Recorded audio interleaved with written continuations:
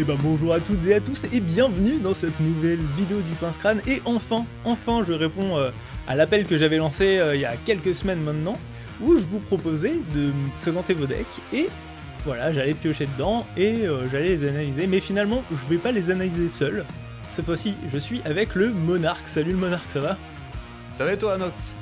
Eh bah écoute, super, je suis très content que tu m'aies rejoint pour cette petite série de vidéos. Et du coup, je t'ai demandé de choisir parmi les decks des viewers des decks qui te plaisaient afin qu'on les analyse ensemble. Ouais, carrément. On a eu une bonne cinquantaine de retours. C'est vachement cool. Les gens ont répondu présent. Et vous allez voir, on a essayé de choisir des decks un petit peu différents, soit dans leur stratégie, soit dans leur construction, avec des points forts et des points faibles assez différents. Ça va être assez intéressant. Je pense qu'on va se régaler. Ouais, carrément, effectivement, c'est pas tout à fait évident de choisir des decks parce que forcément il y a des decks que je comprends bien, hein, il y a plein de decks, c'est vos decks de cœur. Malheureusement des fois ils sont forcément un peu déjà vus, donc ou alors on ne trouve pas grand intérêt, grande chose à raconter sur les decks. Là justement on a choisi du coup des decks dont on avait envie de parler. Exactement. Bon, écoute, on va se lancer, et le premier deck, c'est toi qui l'as choisi. Et c'est un deck que notre ami Tigrom nous a envoyé, et qui est commandé par Xiris, la tempête sinuante. Alors, pour rappel, Xiris, il nous dit à chaque fois qu'un adversaire pioche une carte, excepté la première qui pioche à chaque tour, pendant chacune de ces étapes de pioche, on crée un jeton 1-1 serpent, et à chaque fois qu'il inflige des blessures de combat à un joueur, ce joueur et vous-même, chacun piochez autant de cartes.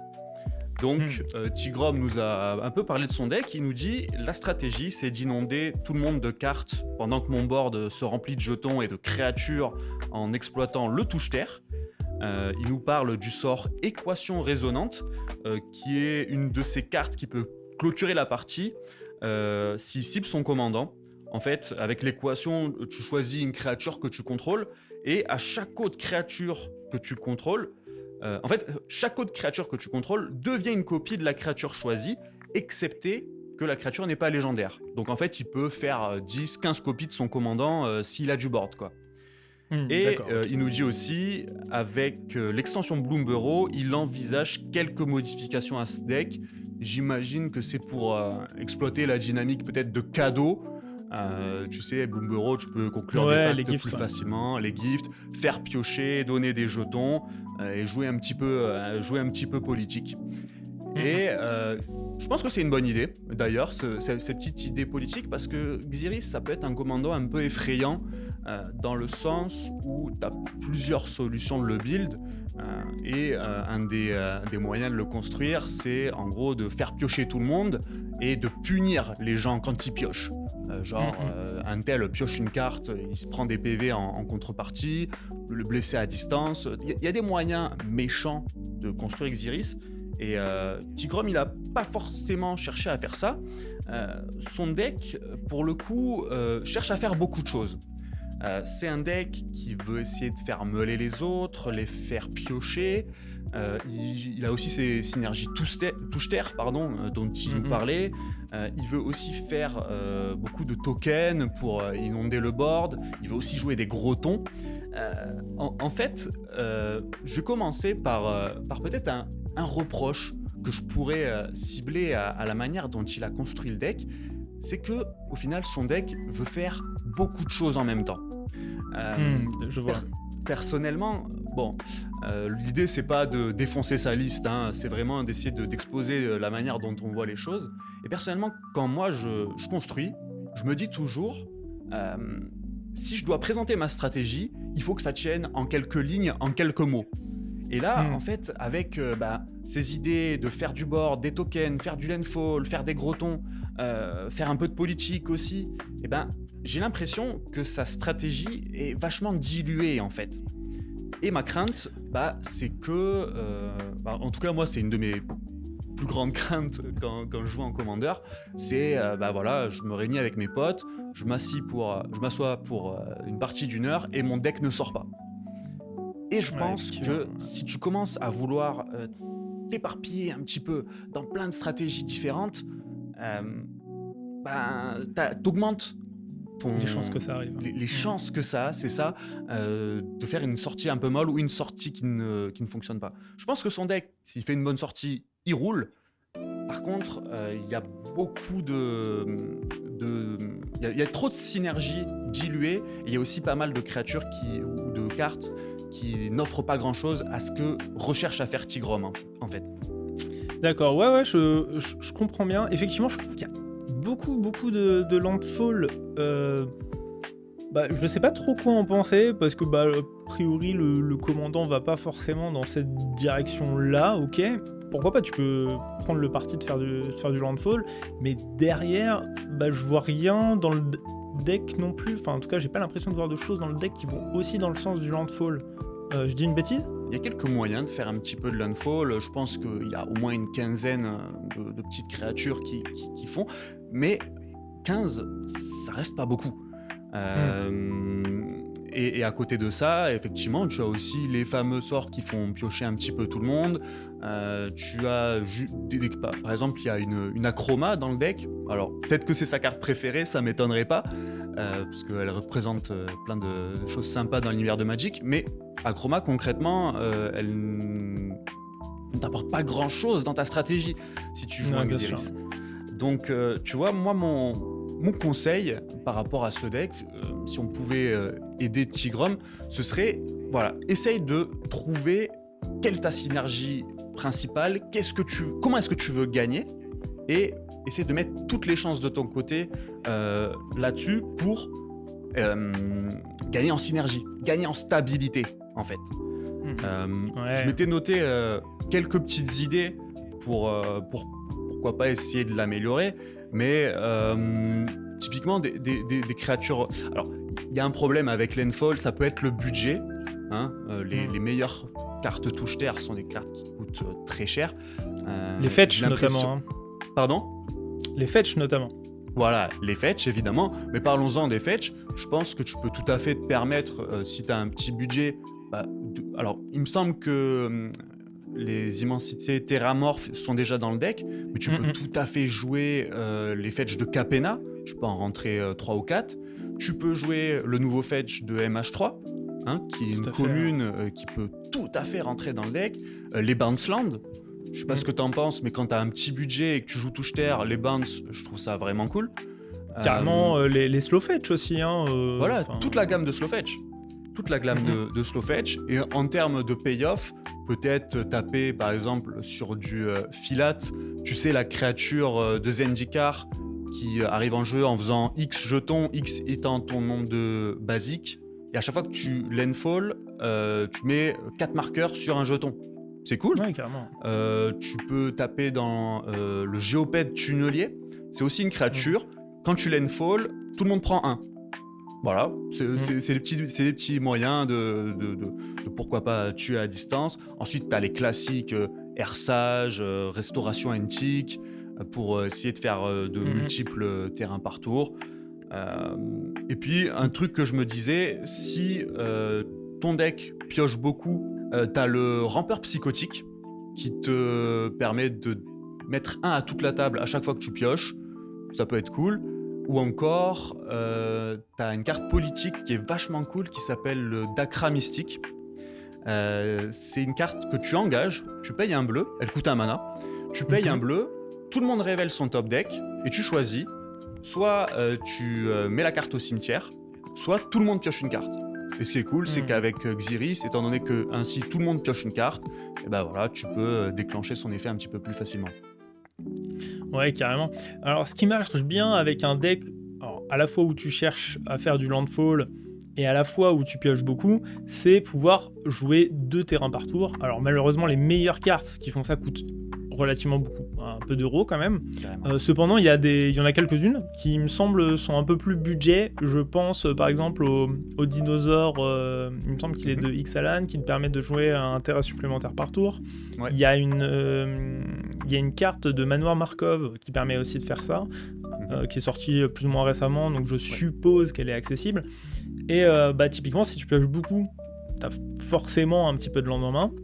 C'est ça. Et derrière, si tu joues landfall, jouer 2 terrains par tour, ça paraît pas mal. Tout à fait.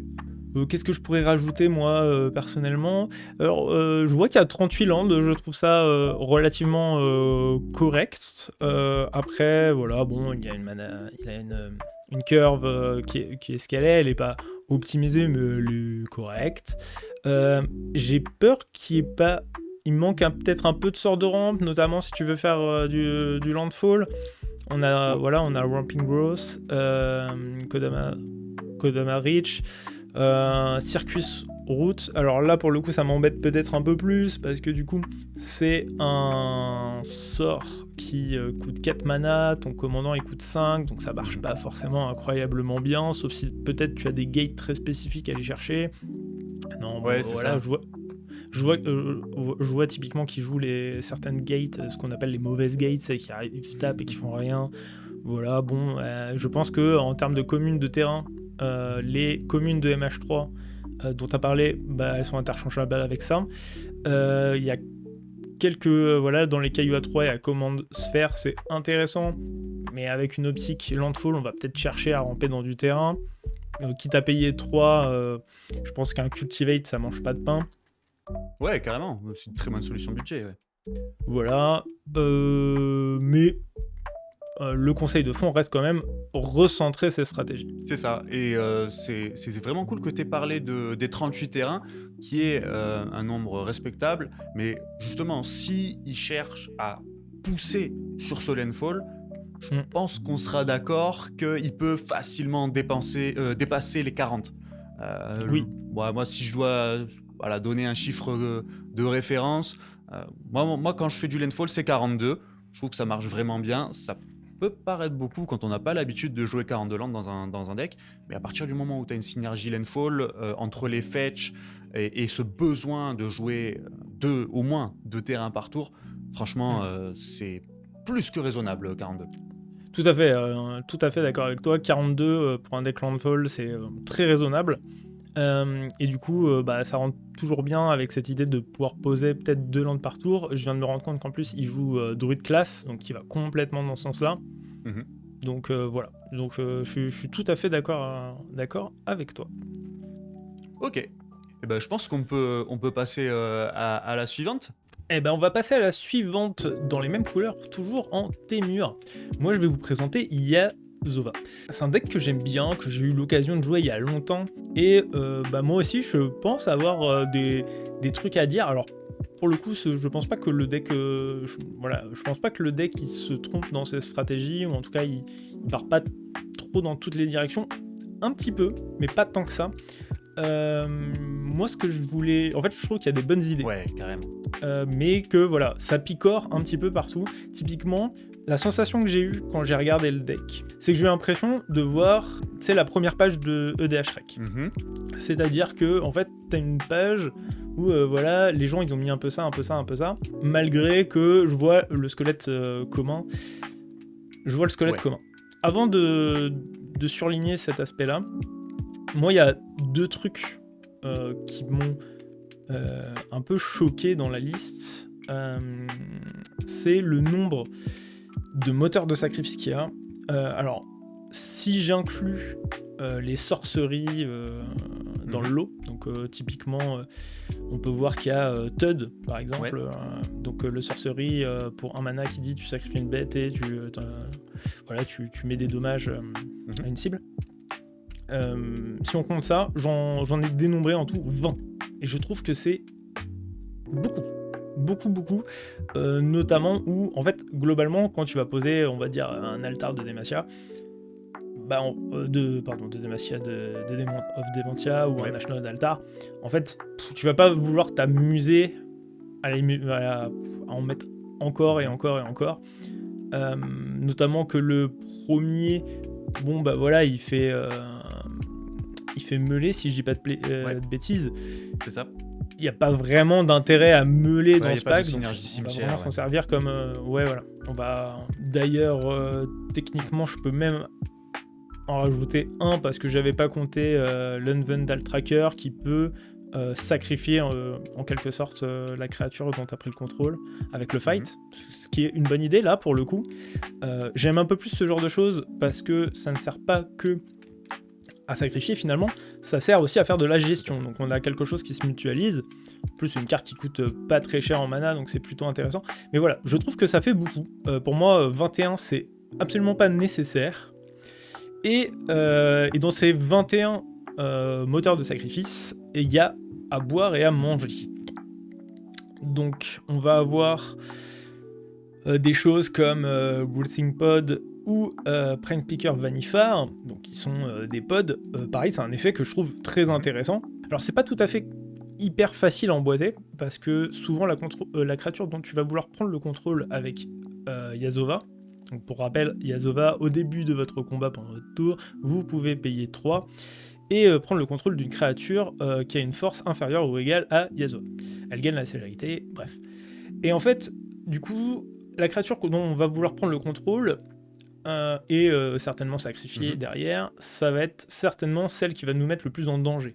Et du coup, on va pas forcément arriver à contrôler ce qu'on veut faire, parce qu'on va, après on va sacrifier sur un pod, et du coup, est-ce qu'on va avoir une créature qui coûte exactement un de plus ? C'est pas évident, ça demande d'avoir un sacré pool de créatures dans le pack, ou au moins un petit peu de, on va dire, 2 ou 3 de chaque coup de mana.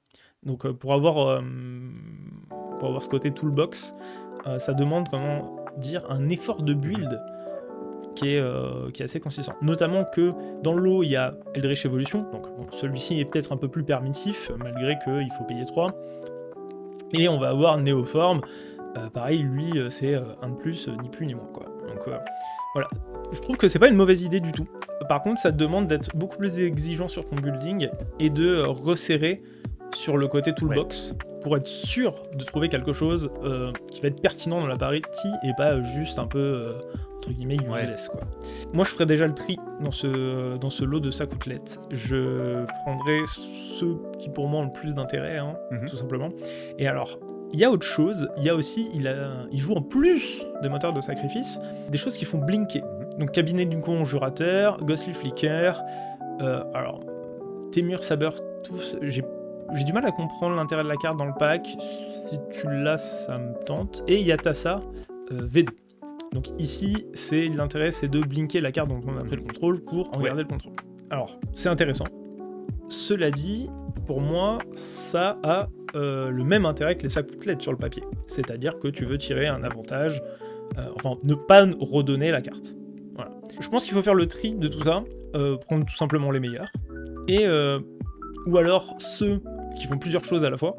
Donc il y en a qui vont, par exemple, effectivement, tutor. Je parlais de Avendal Tracker. Là, typiquement, ça fait de la gestion. Et en plus, ça peut tuer la bête dont tu as pris le contrôle pour pas la rendre. Très intéressant. Dedans, il y a le Profaner of the Dead. Pareil, j'aime bien parce que ça fait de la gestion. Alors, malgré que en tout, ça va coûter 7 mana, je trouve ça un peu excessif. Ça reste une bonne idée. Donc, voilà, il va y avoir Momentous Fall qui va faire draw. Donc pareil, je trouve ça intéressant. Dans le même genre, j'aurais bien mis Greater Good, par exemple, qui est pas dans la liste. Qui est un bon petit sac à outlet, ouais, carrément. Ouais, voilà, qui est un bon sac outlet. Dans les trucs que je trouve moyennement intéressants, par exemple, il y a Scourge of Skolavile. Pour 3, en gros, on peut l'engager, sacrifier une créature, et en gros, on va la faire grossir. Bon, je trouve ça un peu, un peu moyen. Surtout que on les met sur elle, les compteurs, on les met même pas sur Yasova pour la faire grossir, tu vois, c'est quelque chose que j'aurais peut-être compris dans ce sens-là, mais là, du coup, je trouve ça un peu moyen. Donc, l'idée, serait d'un peu plus optimiser ces sacoutelettes. J'aime beaucoup ta remarque, parce que par rapport à ce nombre de moteurs de sacrifice, en comparaison à son nombre de créatures dans le deck. En fait, quand tu joues généralement cette volonté de faire du pod, tu sais, on parle souvent de la fameuse pod chain, où en fait, dans ta tête, tu as une chaîne plus ou moins prédéfinie pour, sur chaque pod, en fait, toucher un truc qui te soit très utile. Et là, en fait, on voit que notre ami, il joue 24 créatures dans son deck. 24, c'est pas beaucoup quand tu veux faire du pod. Donc, je pense que une première idée d'amélioration, ce serait peut-être de retirer quelques moteurs de sac non créatures pour essayer de trouver de la créature utilitaire. Tout à fait. Et en fait, du coup, il y a il va y avoir deux aspects. Si ton délire, c'est de sacrifier les créatures, mais en fait, pourquoi pas aller chercher des créatures qui font des choses quand elles se sacrifient ? Ça peut être intéressant. Mais du coup, ça rentre plus tout à fait en adéquation avec le fait de les blinker. Donc, tu vois, tu peux pas tirer un intérêt à les blinker et à la fois à les sacrifier. Pour moi, il faut choisir un petit peu entre les deux mécaniques. J'avais justement, par rapport à cette idée de blink, je m'étais fait la réflexion, plusieurs idées pour essayer justement de capitaliser un petit peu sur le fait de blinker de la créature, justement en jouant des créatures nous-mêmes qui ont des ETB. Un truc que j'ai marqué, c'est que le builder, je pense qu'il aime bien jouer politique, parce que dans la liste, il y a un humble défecteur, et il y a aussi, tu sais, le gobelin qui te permet de donner un de tes permanents à un autre joueur. Oui, tout à fait, c'est hyper rigolo. C'est assez marrant. Et ben je me suis dit, pourquoi pas rajouter, par exemple, l'ensorceleur bouissant. C'est une créature qui, lorsqu'elle arrive, elle te donne l'initiative. Donc voilà, si t'aimes bien jouer politique, c'est cool. Et surtout, c'est une créature qui est un moteur de sac. Bon, c'est pas exceptionnel parce que tu dois payer 2 mana pour sacrifier une créature. Mais voilà, t'as le mérite d'avoir un moteur de sac sur une créature qui fait quelque chose. C'était tout simplement des créatures qui elles-mêmes vont te permettre de voler des trucs sur leur ETB. T'as le gros classique de Ravnica, le primordial en fusion. Quand il arrive, tu voles 3 trucs. Si t'as tes moteurs de sac gratuits, ben en fait, tu fais un festin, tout simplement. Et si ensuite t'es capable de le blinker, alors là, tu fais un ménage exceptionnel. Et puis, dans un registre un peu plus récent, on a le flûtiste Filborg de Baldur's Gate. Lui, quand il arrive en jeu, tu piques une créature, et la créature en question, elle gagne la myriade. Donc, si elle a des ETB, eh ben, tu vas en faire 2 copies supplémentaires, c'est vachement cool. Et tu peux même t'amuser à voler un commandant. Tu fais en sorte que le seul jeton sous myriade restant soit une copie, qui sera exilé à la fin du combat à cause de la myriade. C'est une petite idée que j'avais, voilà, peut-être pas se reposer que sur le commandant pour voler des trucs, essayer aussi de se régaler avec des créatures avec des ETB, quoi. Exactement, tu fais une excellente transition parce qu'il y a une autre catégorie de cartes qu'il a dans son deck. Je les ai répertoriées en gagner le contrôle 2, et du coup il en a 9, et typiquement, j'ai tendance à dire que quand tu joues une carte qui remplit à peu près le même rôle que ton commandant, faut qu'elle soit strictement plus forte que ton commandant. Et globalement, autant j'ai de l'affection beaucoup pour des cartes comme Mob Rule, qui vont te permettre de récupérer une grande partie du board sous ton contrôle, bourrer avec, et derrière avec n'importe quel moteur de sacrifice, faire ménage. Donc très bonne idée. Là où j'ai plus de problèmes, c'est avec des cartes comme Charisma Expertise, où tu vas prendre une petite carte sous ton contrôle, pouvoir jouer potentiellement une petite carte de ta main. J'ai du mal à y voir vraiment l'intérêt. Je pense que je préfère capitaliser cette slot pour quelque chose de plus intéressant. Ouais, les fameux slots utilitaires qu'on pourrait trouver, ouais. Pareil, Captivating Crew, voilà, c'est une carte qui est rigolote, pour laquelle j'ai de l'affection parce que je l'ai beaucoup joué, mais dans les faits, gagner le contrôle de quelque chose, ça va te coûter 4. Tu vas pouvoir effectivement sacrifier cette chose sur un moteur de sacrifice. Mais en réalité, tu as déjà ton commandant qui te fait à peu près ça. Il te fait ça pour moins cher. Donc là, on a clairement une carte qui est littéralement plus mauvaise que ton commandant. Et elle ne fait que ça. Et en plus, elle coûte relativement cher. Donc c'est pareil, c'est quelque chose que je préférerais sortir. Dans le même genre, tu as Dominus of Fealty. Voilà. Pour moi, c'est des slots qui sont moyennement intéressants. J'irais plutôt chercher quelque chose qui prend le contrôle de plein de trucs, comme ça au moins quand tu les sacrifies tous, t'as fait le ménage. Donc t'as fait du card advantage littéralement. Yes. Je me faisais une autre réflexion par rapport à ce deck, et c'est cool que t'aies déjà joué le commandant. En fait, c'est quand même un commandant dont la capacité que t'aimerais utiliser à chaque tour, sa capacité elle coûte quand même 3 mana. C'est beaucoup, 3 mana. Surtout si t'as envie de poser des trucs à côté. Est-ce qu'on n'aurait pas intérêt justement à jouer un peu plus de générateurs pour fluidifier un petit peu cette utilisation de sa capacité au commandant? Il y a 12 sortes de rampes, et en plus j'ai un un petit reproche, c'est que on a un commandant qui est à 3, que tu as envie de relativement jouer tôt, parce que sinon ça veut dire qu'une grande partie de tes cartes ne servent à rien. Et on a énormément de trucs qui coûtent 2 pour ramper. Donc en fait, on gagnera pas de tempo si on rampe tour 2 et qu'on joue le commandant tour 3. Et on va se retrouver avec un mana en rab avec lequel on ne servira pas. Donc on a envie de ramper à 1. Faut profiter à la fois qu'on a un commandant qui est une 4-2, donc il a la moyen de mettre sa petite baffe à 4 au tour 3, sans trop de soucis. Mais je pense que vraiment, au tour 4, quand même, on va pouvoir potentiellement avoir envie de jouer la capacité d'Yasova si on n'a rien de plus intéressant à faire, ou surtout jouer un payoff, un moteur de sac, j'entends par là. Et malheureusement, avec cette curve-là, c'est un peu compliqué. Il y a un autre aspect sur Yasova, c'est elle regarde, pour prendre le contrôle d'une créature, elle regarde la force. Donc forcément, on a envie de la booster d'une façon ou d'une autre. Dans les boosts que j'ai trouvé intéressants, il y a Guardian Augmenter, tout simplement parce que c'est une créature, donc ça fonctionne bien avec l'aspect pod. En plus, elle a le flash, donc ça peut être joué en réponse pour donner l'exproof, et en plus ça booste. Donc la carte fait littéralement tout ce que le deck veut faire. Donc ça c'est vraiment cool, elle coche plein de cases. Pareil pour Champion Hells. Alors la carte est un peu moins forte, mais globalement elle donne l'exproof et elle donne de la force, donc elle remplit 2 catégories. Ok, super. Black Blade, bon, la carte est relativement cool, ça peut donner un aspect Voltron opaque si jamais, donc why not. Là où je commence à avoir plus de problèmes, c'est sur Onaginata et Ether of Virtue. Onaginata, ça donne une capacité que le commandant a déjà. Ok, ça va donner 3 de force au commandant. Je suis pas sûr que j'ai envie de jouer ça. Ouais. Et pareil, le mangeur de vertu. Ok, je vois bien le délire, on va essayer de récupérer les capacités des adversaires. En fait, je trouve ça rigolo, mais je trouve ça pas plus intéressant que ça. Je trouve ça vraiment très engageant. Voilà, je trouve ça un peu dommage parce que c'est très circonstanciel. Je pense que je vais avoir du mal à faire fonctionner la carte. Après, je me trompe peut-être, mais malgré que je trouve ça rigolo, je pense que instinctivement, je la jouerai pas. Ok.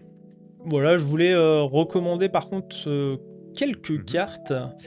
Du coup, on parlait de l'aspect Voltron. Je pense au marteau de Nazan. Ça donne indestructible, +2/+0. Je pense que ça paraît pas mal. Vraiment, ouais. Qui s'attache gratuitement, ouais, il me semble.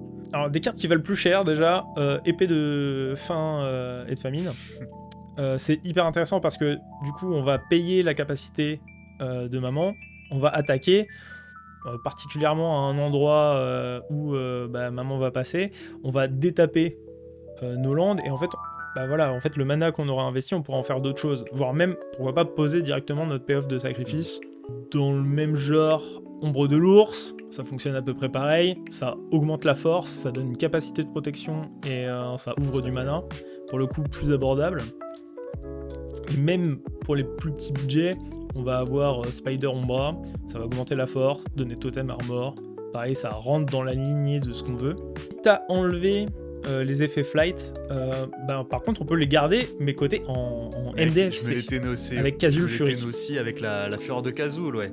Ouais, et alors il y a une carte qui n'est pas Kazul Fury, mais qui marche bien dans le pack dans le même genre, c'est la disciple de Frey Elise, qui du coup va sacrifier une bête, on va gagner des PV, draw autant de cartes. En MDFC, c'est incroyable. C'est carrément incroyable. Et le troisième que je m'étais noté, c'est la traîtrise du Folchamp aussi. Voilà, dans une situation où tu as envie de piquer une créature supplémentaire. Bon, c'est un peu cher, il coûte 5 mana celui-là. Mais voilà, c'est un effet pour voler une créature, ça peut aussi être utile. Notre ami, il joue pas de MDFC. Je pense qu'il pourrait clairement se permettre d'en jouer un ou deux dans son deck. C'est que les 3 couleurs n'ont pas forcément envie d'aller au-dessus de... Ouais, allez, je dis ça au hasard, mais de 3-4, ça commence à être beaucoup. Mais 1 ou 2, c'est tout à fait rentrable. Pareil, l'aspect Voltron, alors c'est une carte qui est pas très connue, mais pour le coup, si t'as pas de budget, ça peut être intéressant. C'est Fae Flight. Pour 2, c'est une aura qui a le flash, elle donne l'exproof jusqu'à la fin du tour, et elle donne +1/+0 et le vol. Donc du coup, voilà, ça donne une capacité d'évasion pour le coup que le commandant n'a pas. Ça lui augmente sa force et ça va le sauver d'un removal au passage. Chouette. Plutôt chouette.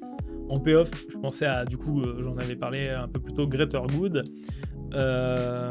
Et alors, il y a le nouveau pod de Modern Horizon. Alors, il coûte un peu de sous, mais admettons, tu l'ouvres dans un booster, ça peut marcher. Donc, c'est Birthing Ritual. Du coup, qui fait un effet similipod avec les cartes de ta bibliothèque. Par contre, voilà, c'est très exigeant en termes de building comme carte. Par contre, j'ai bien aimé le côté tu prends le contrôle des choses adverses pour les sacrifier. Je trouve qu'en termes de removal, c'est vraiment impactant. Et du coup, il y a Domineering Will qui, pour 4, dit qu'il y a un joueur qui gagne jusqu'à 3 créatures non attaquantes jusqu'à la fin du tour.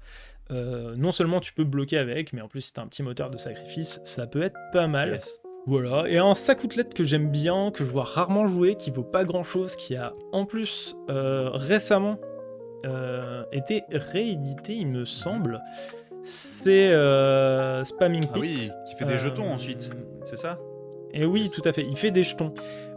Typiquement, quitte à avoir un moteur de sacrifice, celui-ci il est vachement bien, parce qu'à chaque créature qu'on va sacrifier, on va mettre un marqueur sur cet artefact, et pour 1 on peut retirer 2 marqueurs et faire une de 2 artefacts spawn, et ça fait du Ouais, bord. carrément.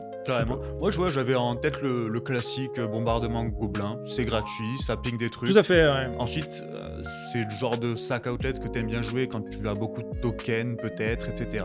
Donc, à voir. Peut-être qu'il l'a testé aussi. Mais c'est aussi le petit sac outlet gratuit qui fait toujours plaisir, quoi. Voilà, c'est à peu près tout ce que j'avais à dire sur ce deck. Globalement, j'aime beaucoup l'aspect pod, mais je pense qu'il est beaucoup plus exigeant en termes de building que ce qui est là. Il y a énormément de slots à récupérer dans l'aspect sac-outlet plus Blink, où je pense qu'il serait intéressant de mettre de l'utilitaire, notamment des créatures utilitaires, si on veut garder l'aspect pod. Peut-être un petit peu revoir le ramp pour essayer de mettre du dork à la place.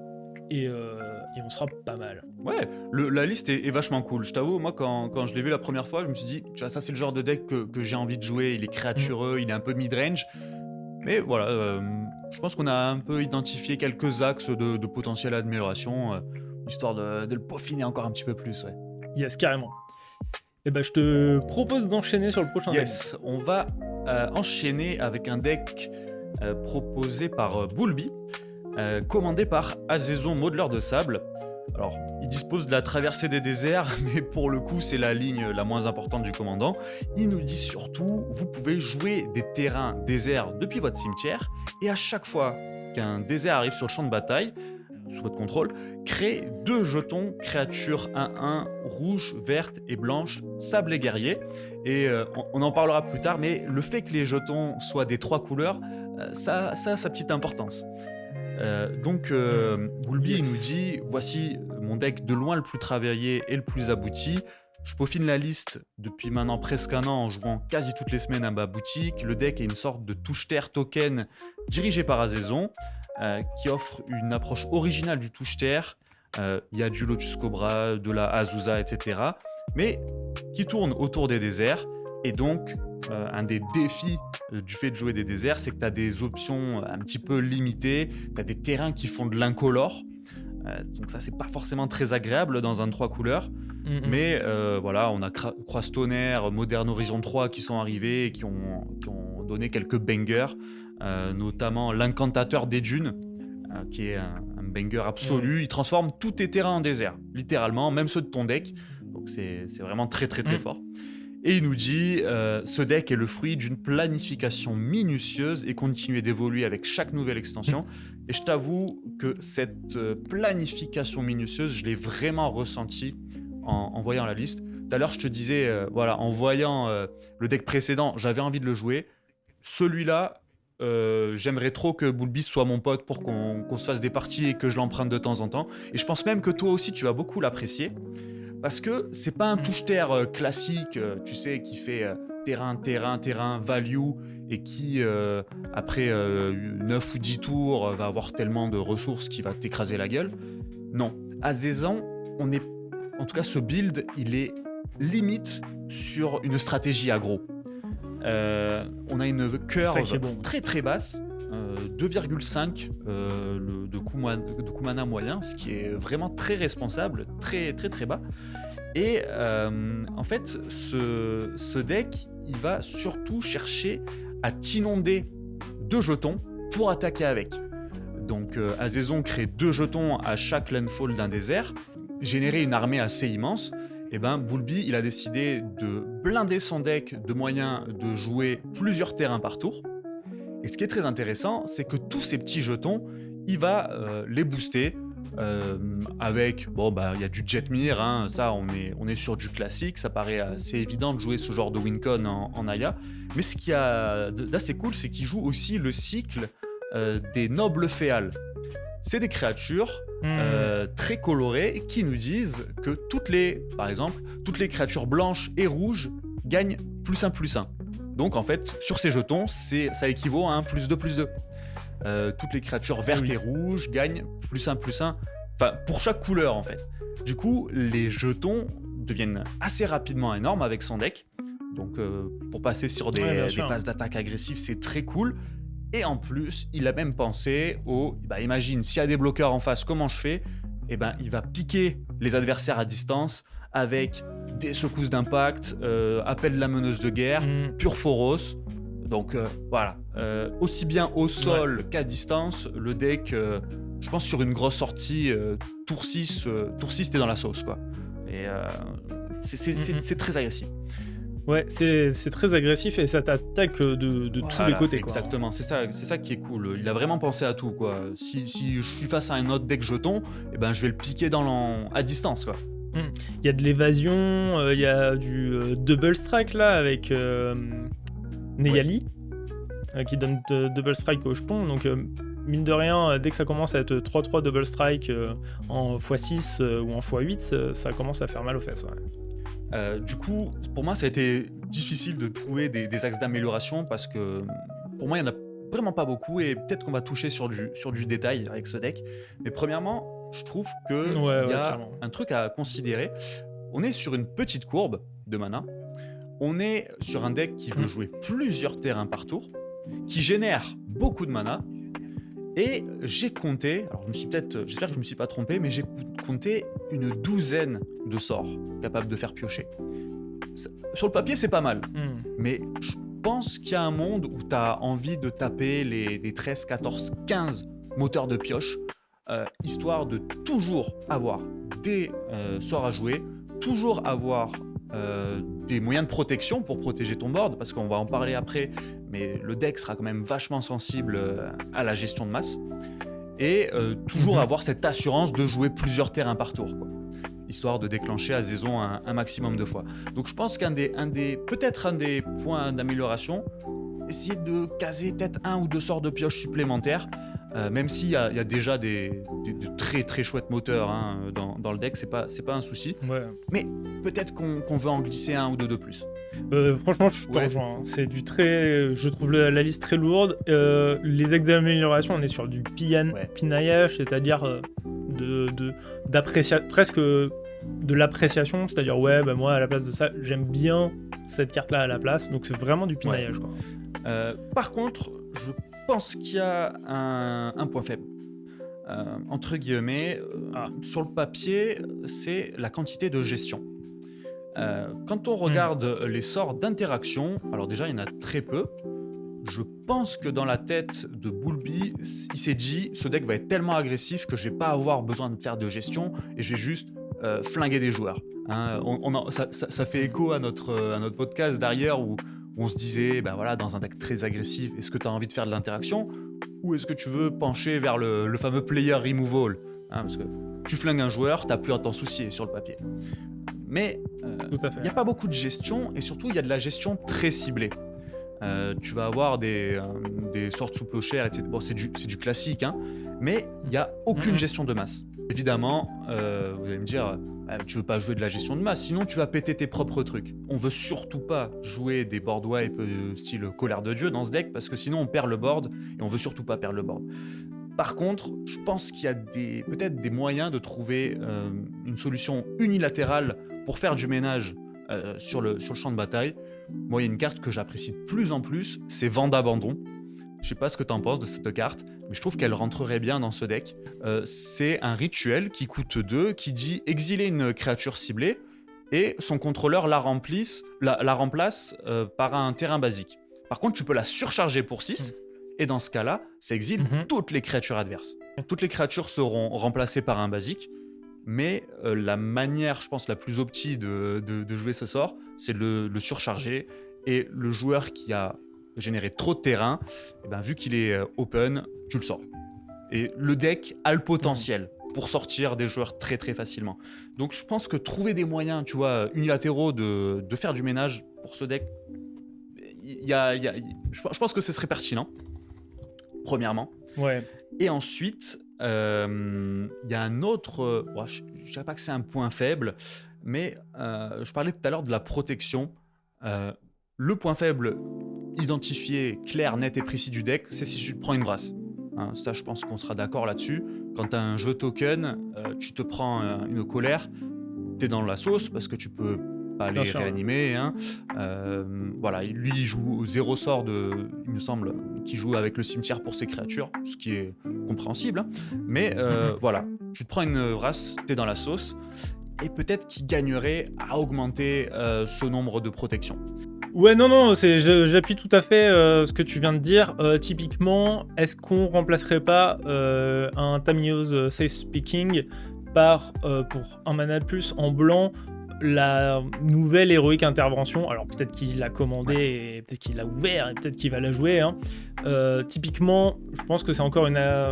très sincèrement, si on doit pinailler et du coup aller vers des cartes un petit peu meilleures, bah pour un mana de plus, je préfère protéger tout mon board que juste une seule carte. Exactement. Pareil, si t'as un petit peu de budget, le sort qui met hors phase, qui a la convocation, voilà, c'est des alternatives qui s'entendent. Ouais, j'avais noté le sort, la trêve de l'aube de Blambero. Alors, on sera d'accord ou pas, mais moi, dans ce genre de deck, je suis un fan absolu de la tromperie selon Tibalt, le contre-rouge. Ouais, oui, ce sort a un gros désavantage parce que tu te risques à révéler une super carte adverse, mais il faut vraiment se dire, si tu réussis à protéger ton board, voilà, t'es en position de force. Donc tu seras toujours, entre guillemets, avantagé par le fait de jouer ce sort dont personne ne se doute. Moi, je suis vraiment un grand fan de cette carte. Et je me disais, autre sort de protection qui est plutôt cool, ça se débat, mais son nom c'est Braver les éléments, Brave the Elements en anglais. Ça coûte 1 blanc et ça donne à toutes tes créatures blanches la protection contre une couleur choisie. Alors, sur une vrasse, c'est moyen parce que ça ne les sauve pas, mais ça va plus être sur de la protection ciblée. Par contre, ce qui est cool, c'est que ça peut aussi être utilisé en tant que solution offensive. Si tu donnes la pro contre la couleur des bloqueurs adverses, et ben tes créatures blanches, et rappelons que ces tokens et que Azezon sont blancs, et ben voilà, elles vont pouvoir passer. Donc ça a ce côté un peu multifacette, protection ciblée et moyen de passer plus facilement. Alors, qu'est-ce que tu penses, on parlait de gestion de masse, d'une carte comme Show-Stopping Surprise, qui, pour 5, est un instant en rouge, qui dit qu'on choisit une créature qu'on contrôle, alors si elle est retournée, si elle est face down, on la met face up, certes, et qui inflige des dommages égaux à sa force à chaque autre créature. Est-ce que tu penses pas qu'avec le nombre d'anciennes qu'on a dans le pack, est-ce qu'il n'y a pas moyen de faire un Vrass unilatéral de cette façon, ou quasi unilatéral? Intéressant, ouais, j'y avais pas pensé, mais ça peut être une option, ouais. Et dans le même genre, il y a Calamité des Cendres. Alors pour 7, elle a la convocation, et elle inflige 6 blessures à chaque créature dégagée. Ici, il y aura une Vrass unilatérale, c'est-à-dire que soit avec notre nombre d'anciennes, on est plus gros, et dans ce cas-là, presque on s'en fiche, on peut la hardcast, ou alors, on se dit, voilà, on a fait plein de 1-1 ou whatever, on va la payer avec la convocation, et de toute façon, nos 1-1 vont certainement pas passer si on n'a pas le board, et Calamité des Cendres va être là pour régler le problème à moindre coût. Ouais, Puis si on veut rester dans la convocation, si on veut taper fort, il y a City on Fire. ouais. Voilà. Ouais, c'est un très bon kill. Je pense qu'il y a pensé, City on Fire, mais il a l'air de privilégier, je pense, les blessures à distance, tu vois. Vraiment, soit Ouais, je peux comprendre. les effets pour booster ses créas, soit taper à distance, tu vois. Et, mais c'est aussi une carte qui peut tout à fait rentrer. Ouais. Entendu. Mais ouais, vraiment, on est sur un super deck. Bulby, il a fait du très très bon travail. Et moi, je t'avoue, il m'a donné envie de le monter, le Azezan. Il a vraiment beaucoup de force et pour le coup je pense que ça va vite, que ça prend le board. Après voilà, au vu de comment est buildé le deck, je serais pas étonné que son parti pris soit justement le board est à moi et j'ai pas trop peur au final de ce qu'il peut y avoir en face, donc du coup j'ai pas de gestion Ouais. de masse. Cela dit, bon si t'as une vraie latérale, a priori tu la C'est prends ça, quoi, hein. carrément. Vraiment, les vents d'abandon, je les imagine tellement dans le deck. C'est tellement agressif qu'en fait, le joueur qui aura généré 5-10 terrains supplémentaires avec, tu le sors. Et quand tu joues aggro, sortir un joueur, généralement, tu fais pas, t'as pas de pitié, et c'est pas toi qui vas me contredire, Nox, je pense. Clairement. Et on se lance dans ce dernier deck du coup. Et moi j'ai choisi comme dernier deck Jin Jitaxias, troisième volet. Troisième du nom. Ouais, troisième du nom, exactement. C'est du coup Melvin Guglaimeli 94-81 qui nous propose son deck. Voici mon deck de cœur, un deck assez puissant qui est très interactif, entre parenthèses au détriment de mes adversaires. Le but est de piocher comme un sagouin tout en gérant les différents sorts qui pourraient me gêner. Le deck est assez sensible les premiers tours de jeu, car disposant de peu de bloqueurs. Le deck est assez efficace une fois mon général retourné, car les joueurs disposent de peu de gestion à enchantement, et quand la saga se résout, c'est assez souvent synonyme de victoire. Alors, du coup, c'est un deck que je trouvais un peu pertinent, déjà parce que c'est le genre de stratégie qu'on voit pas beaucoup. Et par stratégie qu'on voit pas beaucoup, j'entends deck tempo. En fait, c'est un cas de deck tempo dans un format Commander, et je trouvais ça suffisamment rare. Carrément. Je t'avoue, moi, c'est pas mon genre de deck. Quand j'ai vu Mono Bleu, je me suis... j'ai un peu soufflé du nez, tu vois. Je me suis dit, bon, allez, qu'est-ce qu'il va nous proposer?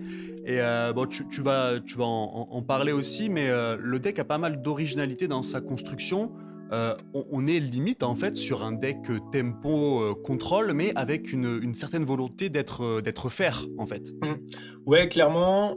Alors, sans rentrer trop dans les détails, en fait, on aurait pu se dire qu'il allait abuser de plein de choses et nous sortir une combo ou quelque chose d'assez infect. Et puis, en fait, finalement, pas tant que ça. Il n'y a pas de gros spoilers du mono bleu. Alors, il y en a certains, mais globalement, il me semble qu'il joue même pas Cyclonic Rift, tu vois. Ouais, elle y est pas, et...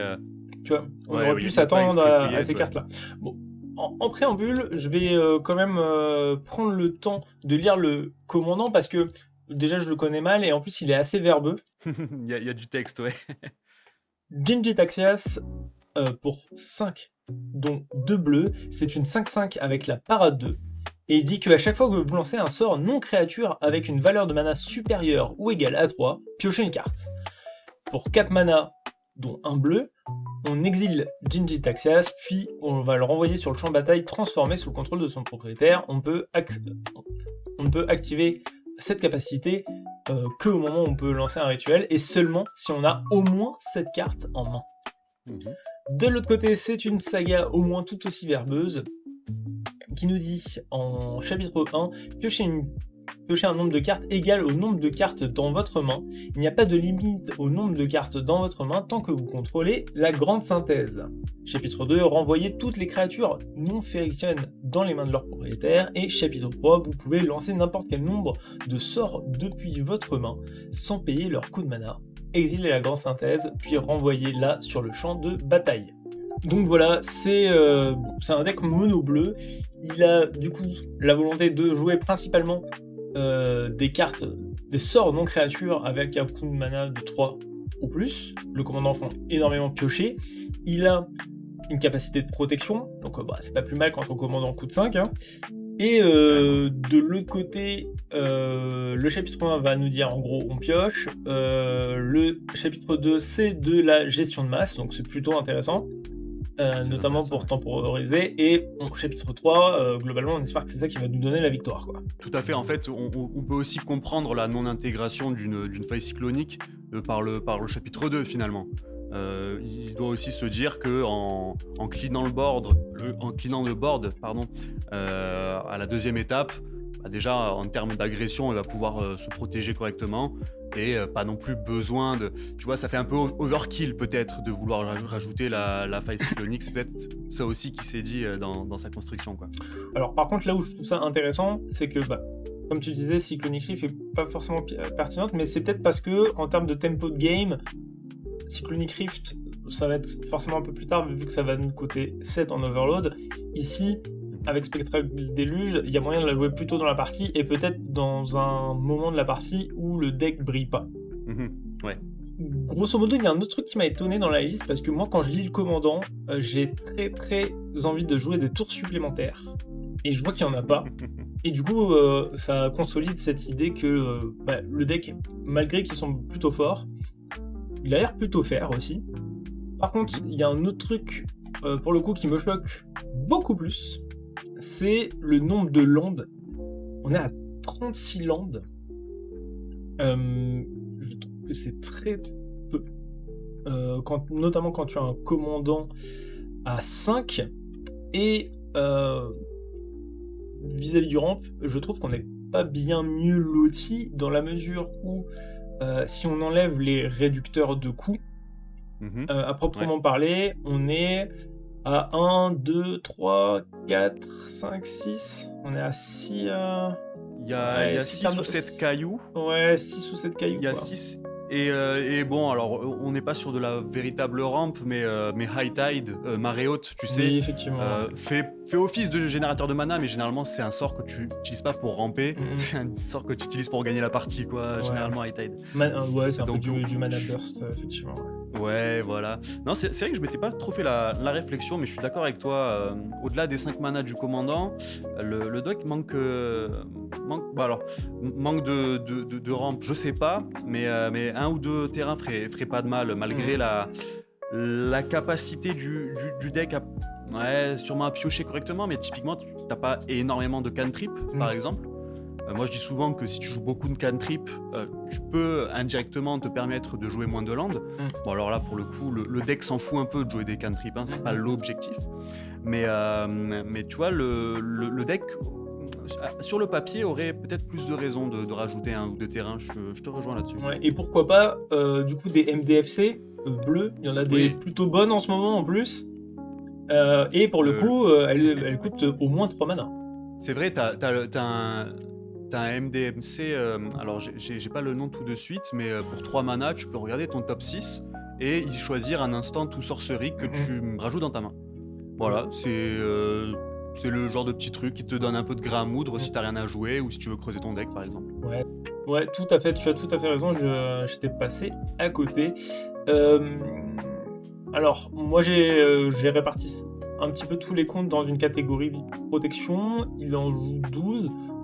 C'est pas déconnant, il en joue des plus ou moins intéressants, notamment certains qui coûtent un peu cher, justement certainement pour trigger sur le commandant. Donc des trucs comme Unwind, que je trouve plutôt sympathique, notamment parce qu'il te permet de relancer un sort derrière du coup, et du coup pour pouvoir piocher plusieurs cartes dans le même tour de table, donc c'est cool.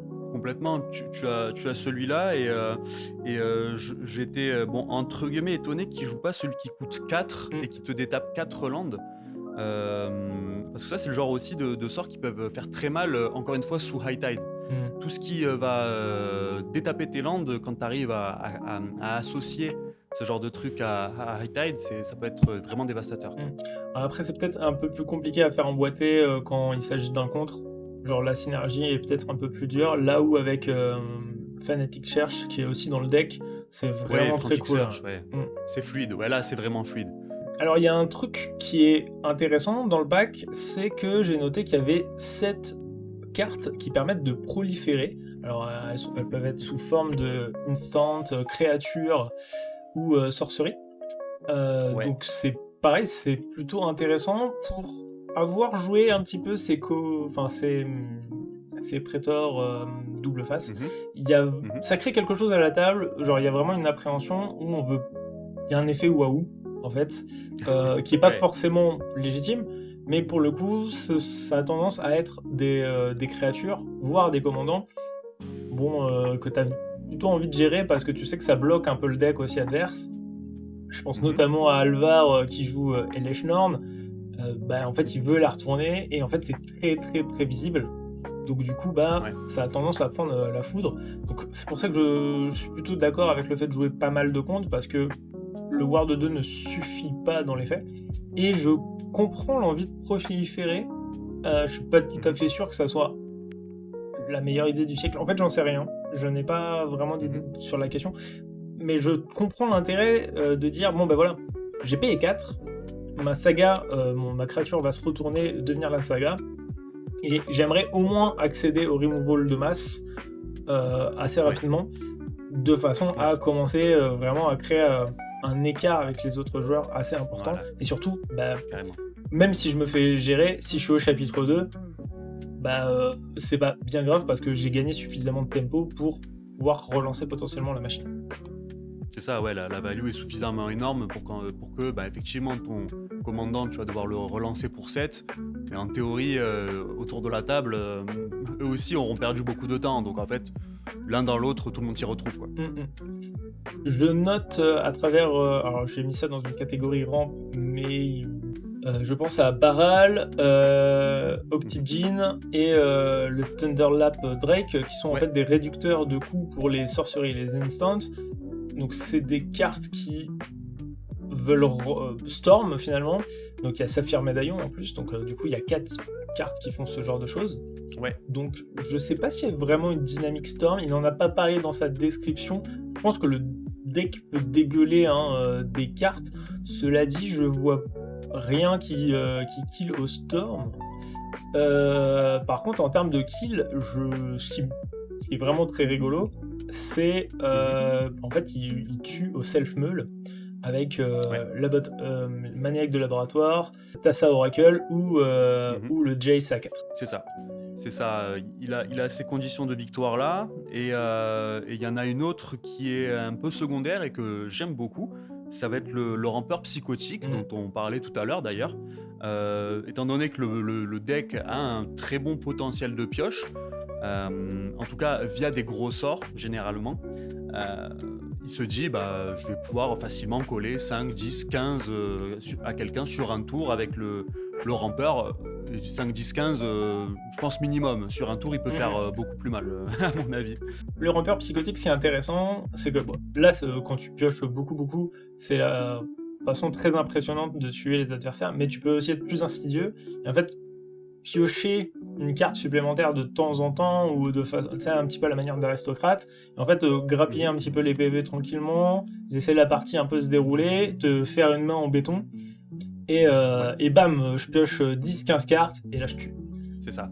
Quand tous les ingrédients sont réunis, voilà, jouer un petit peu en sous-marin et exploser d'un coup, c'est on en a déjà parlé, c'est une des clés pour gagner une partie de Commander, quoi. Toi, qu'est-ce que tu penses de l'envie de proliférer ? Eh ben écoute, l'envie de proliférer, c'était littéralement les idées que j'avais pour alors améliorer, je sais pas, mais d'autres idées pour travailler un peu le deck. En fait, j'ai remarqué, notamment dans les instants et les sorceries, et même de par le fait qu'il y ait les deux autres Jin-Gitaxias dans le deck, j'ai l'impression que notre ami, la thématique Phyrexian, il aime bien. En plus, il y a le rampeur psychotique aussi, qui est un Phyrexian. Et puis, tu as pas mal de sorts. Parmi ceux que j'avais notés, tu as des sorts comme des éphémères comme Nourrir la cause et Rejet d'imperfection. C'est des contres un peu surpayés, mais qui permettent de proliférer. Il a mis aussi Collet de sérum et L'augure expérimental.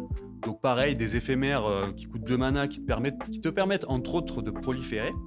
Et moi, il y a tout de suite une carte qui m'est venue à l'esprit. Enfin, il y en a même plusieurs. Premièrement, on parlait de cailloux tout à l'heure. Mm. Moi, j'ai tout de suite pensé au calice toujours ruisselant. Oui, C'est tout bête. très bonne idée. Mais voilà, tu vois, un petit caillou qui peut d'abord faire 2, puis 3, puis 4 mana, hein, en proliférant dessus. Mm. Ensuite, j'ai pensé au prologue à la Firésie. Tu sais, c'est ce cantrip qui te fait piocher une carte et qui met un marqueur poison sur tout le monde. Alors, là, vous allez me dire, mais attends, il n'y a pas assez de prolifération dans le deck. Voilà, ça fait pas beaucoup. Pourquoi jouer ça? Eh ben, j'ai pensé à un autre sort, entre guillemets, Phyrexian, c'est la marée inexorable. Enchantement, 5 mana, à chaque fois que tu lances un sort, tu prolifères.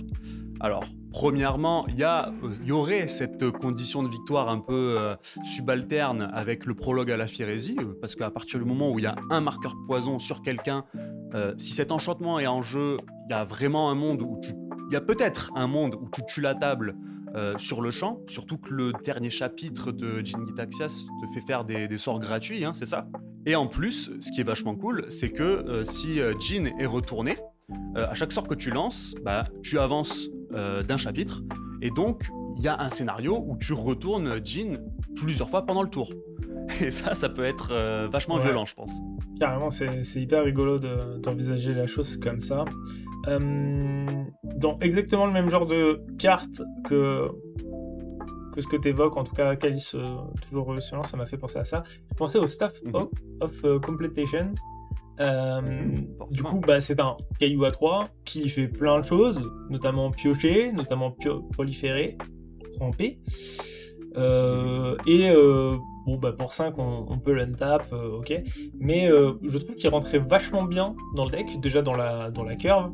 Et ensuite, il fait un petit peu ce que tu as envie, quoi. Ouais, je trouve que c'est vraiment... Enfin, pas un caillou sous-côté, mais je trouve que cette carte est pas appréciée à sa juste valeur, tu vois. Faut pas se faire... comment dire, faut pas avoir peur de la perte de points de vie, faut pas avoir peur du fait que le caillou, entre guillemets, coûte que 3 mana, parce que c'est un caillou qui peut faire 3 choses dont le deck a envie, pour le coup. Et ça, faut le respecter. Pouvoir faire 3 choses sur une seule et même carte, c'est vraiment, vraiment cool. Je suis d'accord avec toi, ça peut être un bon ajout, ouais. Dans les mêmes trucs que j'aimais bien, qui permettent de proliférer, c'est le Dreamtide Wall, la baleine Rêve Marée, quelque chose comme ça, je ne sais plus le nom en français. Ouais. Pour 3, c'est la 7-5 qui a Vanishing 2 et qui permet de proliférer à chaque fois qu'un joueur joue ce second sort par tour.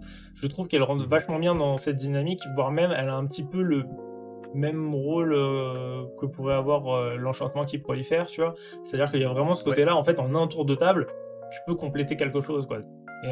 Ouais, complètement. C'est une bonne idée. Ouais. C'est vraiment rigolo. Côté artefact qui a des marqueurs, je pensais à The Magic Mirror.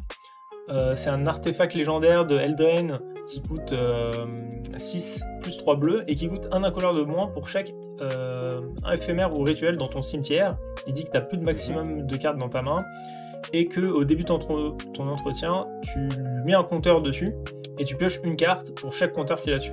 Donc avec la prolifération, c'est aussi vachement stylé. Et en réalité, le Magic Mirror, tu le payeras jamais vraiment très cher. Ouais, c'est vrai, dans ce deck, je pense aussi, ouais. Côté caillou, j'avais noté le Forger's Foundry, donc qui a été sorti récemment dans un deck Outlaw. C'est le caillou à 3 qui tourne autour de l'idée de Storm. Je trouve que ça passait bien aussi. Et le dernier, et entre guillemets, qui comble une des problématiques du pack, c'est le Mislanding Think Spot, le caillou qui, avec le flash, permet de réorganiser les attaques adverses.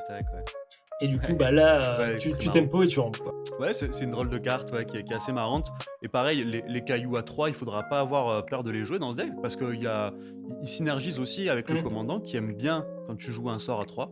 Donc, c'est une carte assez marrante aussi.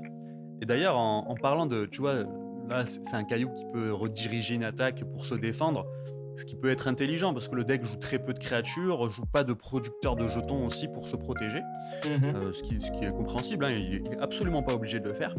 Et moi, j'avais un petit questionnement sur une carte en particulier, c'est Propagande dans ce deck. Ouais, tout à fait. Propagande, qui est une carte. Alors, je t'avoue, je gagne de plus en plus de respect pour cette carte. Je pense que si tu m'avais questionné l'an passé dessus, je t'aurais dit, ouais, ça c'est un cut. Mais je la vois de plus en plus face à moi. Je l'apprécie. En fait, je commence à un peu l'apprécier cette carte, surtout dans ce genre de stratégie qui joue très peu de créatures.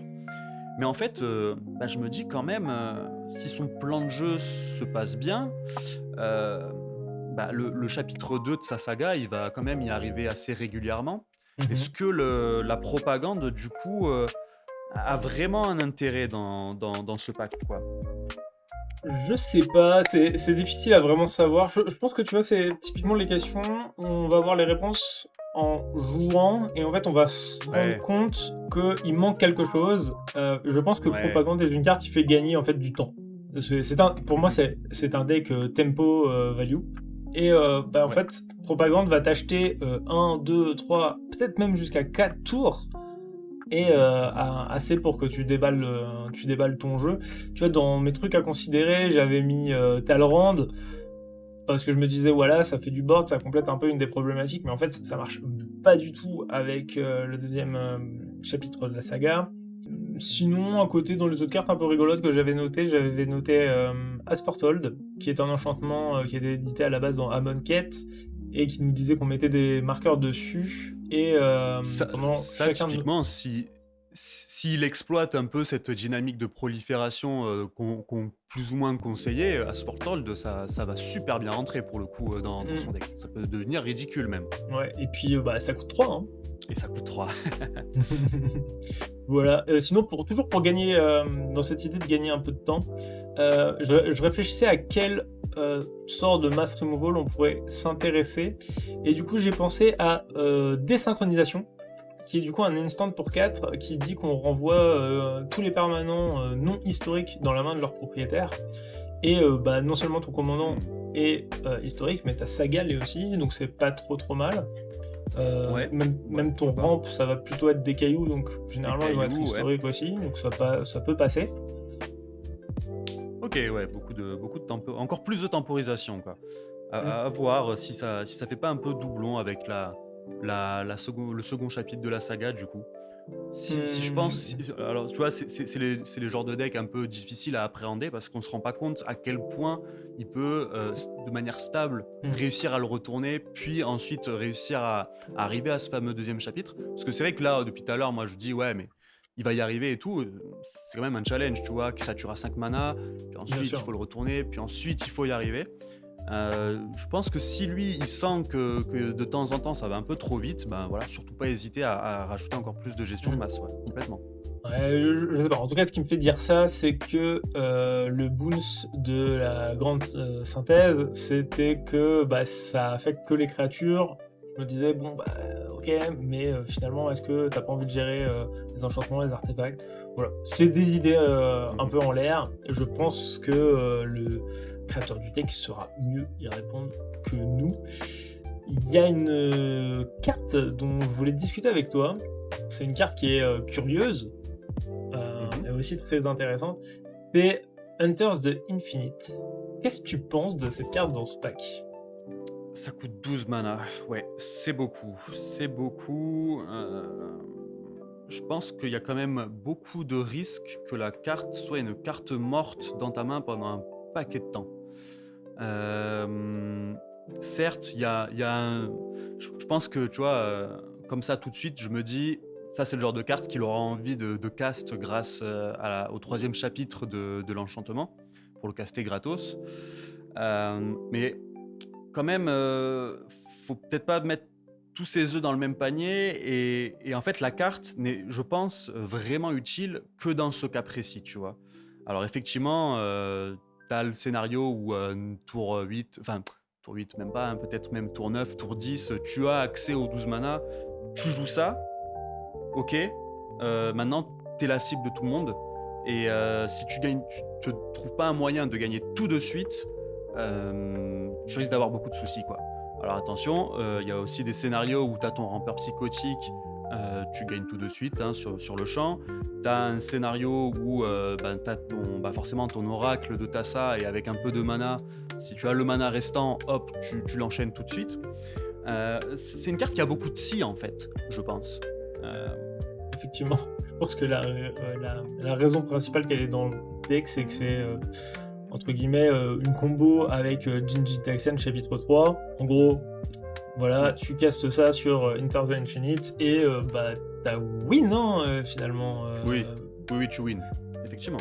En fait, ce qui me dérange avec la combinaison des 2 cartes, c'est que la partie saga, c'est déjà challengeant de retourner ton commandant, qu'il arrive au chapitre 3. Donc ça veut dire que ton plan s'est passé sans accro, hein, ou en tout cas que t'as hyper bien joué. Et derrière, tu comptes sur une carte qui coûte extrêmement cher, donc du coup potentiellement qui a été un poids mort dans ta main pendant un bon moment. Après t'es censé quand même piocher comme un goret, donc on va dire que ça passe, tu vois. Mais c'est je trouve que quand ta combo elle se base sur une carte qui est morte la quasi-totalité du temps, ça me dérange. Et si c'est ça ta stratégie, franchement, Asphaltold, let's go. La carte qui mimique Asphaltold, c'est Mindsplice Apparatus. En gros, qui fait à peu près la même chose avec les Instant et Sorcery, tu sais, mais qui a le flash. Elle nous dit qu'au début de notre upkeep, on met un compteur huile sur cet artefact. Oui. Et les instants et les spells qu'on caste, ils coûtent 1 de moins pour chaque marqueur huile. Là, du coup, ça marche hyper bien avec l'aspect prolifération. Derrière, on va avoir une vraie carte qui va nous faire une vraie réduction de coût, donc, et qui va fonctionner pour la quasi-totalité de notre pack. Et derrière, si ton plan c'est Enter the Infinite, t'as vraiment envie de jouer un gros réducteur de coût comme peut être cet artefact, quoi. Ensuite, ça peut aussi peut-être être le genre de carte un peu pet card, quoi, du joueur. Il a dû gagner au moins une fois avec, et depuis, forcément, c'est juste trop marrant de pouvoir gagner une partie avec en entrant dans l'infini, quoi. C'est assez marrant, mais voilà, c'est ça. Faut aussi considérer ça. Mais par contre, si on reste froid par rapport à la carte et vraiment terre à terre, il y a peut-être d'autres moyens de trouver des conditions de victoire, quoi.